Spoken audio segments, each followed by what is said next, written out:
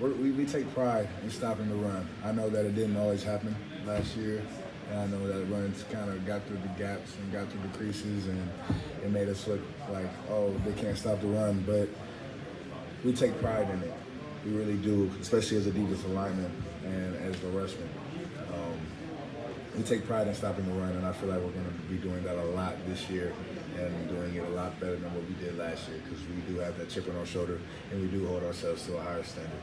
Hey, Jonathon. Be the best in the nation. Jonathon, to be one of the player reps from Ohio State always means you're doing your job on and off the field. What do you feel like you've done to really catch the eye of Coach Day and to earn this honor?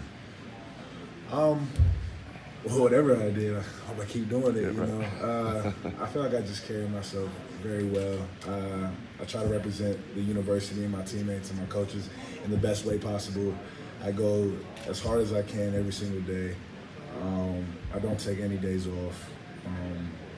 I want to be an example for my teammates. I want to be that leader. I want to be that captain. And I try to show that every single day. And it's very humbling to know that my team sees it, you know, and that they do respect me enough to send me here and talk on their behalf. You've played on some really deep and talented defensive lines throughout your every year. How does this D-line compare depth-wise, talent-wise, and just kind of go through some of the guys if you would? All the guys. I mean, we have an extremely talented group of defensive linemen, especially the young guys.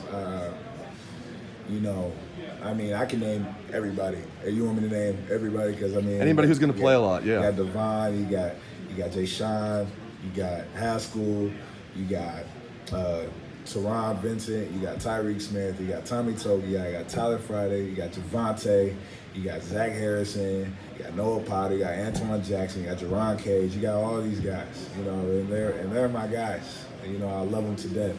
Not include, I mean, me and Chase Young too. Goes without saying, right? But yeah, I mean, those guys are so talented, and I really do feel and believe that we could be the best defensive line unit in the country, and there's no reason why we shouldn't with the talent that we have on the team. I feel like we just need our young guys to step up, which I think they will. Tyreek's a little banged up, is that right? But he should be okay. Yeah. What can you say about that? I know you probably can't say too much, but he's going to be great. He's going to be just fine. He's going to be fine? Okay, cool. Some of those guys that were thrown into the fire last year as freshmen, they look a lot different a year later. Yeah, I mean, I feel like whenever you're thrown into the fire, you know, nervousness, you don't have that sense of confidence yet. You don't really know what to expect. I mean, obviously you can go and practice, but until you're actually in the game, you don't know what to expect. And now that they do, now that they have gone through that fire, I feel like they will be a lot more confident on the field and will perform at a high rate. Yeah, they seem to hold their own, but yeah, they need more production from them now. Yeah, they definitely held their own, and I don't think they never won't hold their own, and I think they're going to give us a lot more production than they did last year. Do you foresee going back to like a four-man rotation at defensive end like there was in 2017 and 2016? Yeah, I think so. There's no reason why we can't. There's no reason why we shouldn't. We have the talent, and we have the guys, and we have the depth.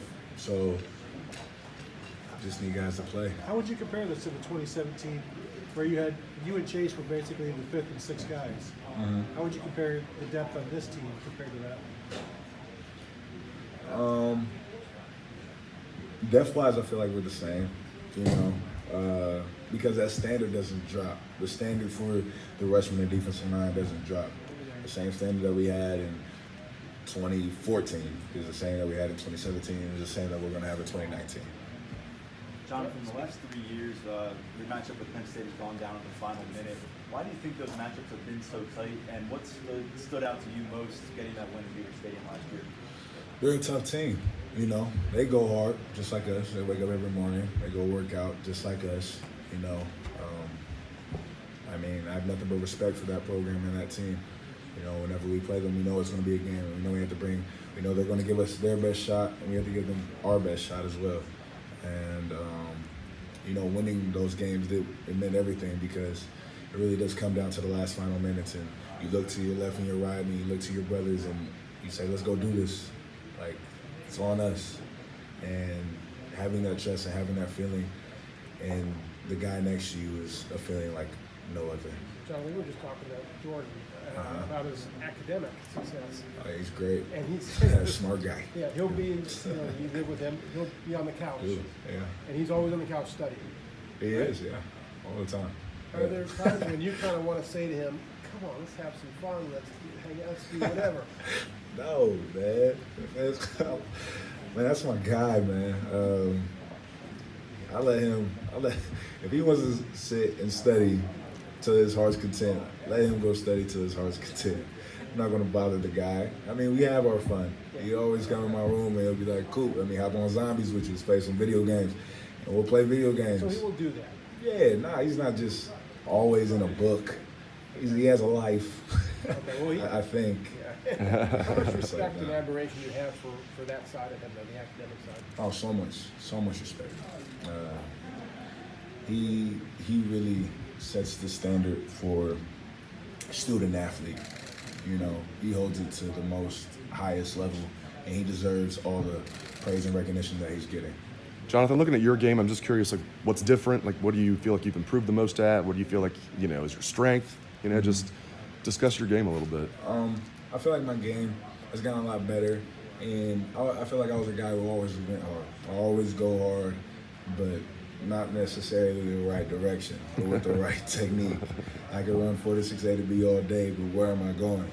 I feel like I have improved my game by just taking the right angles to make plays, to make more production, taking my technique to a level of just rushing better, fitting the run better. I've gotten stronger, gotten faster, and I feel like my game will be a lot different from what you guys saw last year. How was the sting of what happened last year with the playoff committee affecting the team as a whole, not just the defensive unit? It hurt, it always hurts.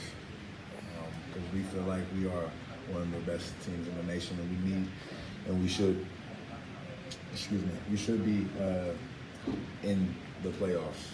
But sometimes things don't work out the way you want them to, and that's okay, because the Rose Bowl is still a great tradition, and I had a lot of fun in the Rose Bowl. I mean, it was something I grew up as a kid watching with Troy Smith and them, and I had a great time. Do you feel like the country gives the Big Ten the respect it's earned and cultivated over the years? Or do you all feel overshadowed with the conference? I feel like we get respect.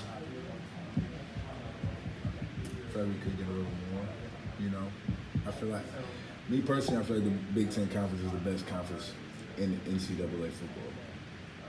Sometimes other people don't really think that way, but everybody's entitled to their own opinions. I respect them. Jonathan,